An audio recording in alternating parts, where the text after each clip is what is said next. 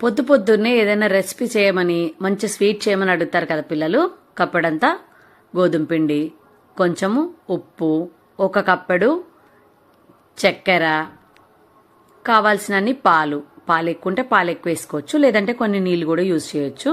అవసరానికి తగ్గట్టుగా ఎప్పుడైనా తినే పిల్లలు ఉంటే కొంచెం యాలకుల పొడి కూడా వేసుకోవచ్చు.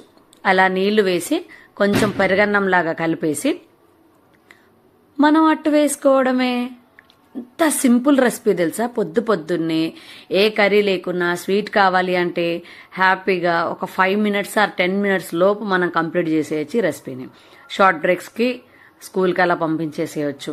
ప్రతిరోజు కొత్త వెరైటీగా కావాలనుకుంటే ఒక నిమిషంలో అట్లా మనం చేసేసి పిల్లలకు నచ్చినంత స్వీట్ వేసేసి మంచిగా చేస్తే హ్యాపీగా తింటుంటారు. మా పాపకైతే చాలా ఇష్టమైన రెసిపీ ఇది.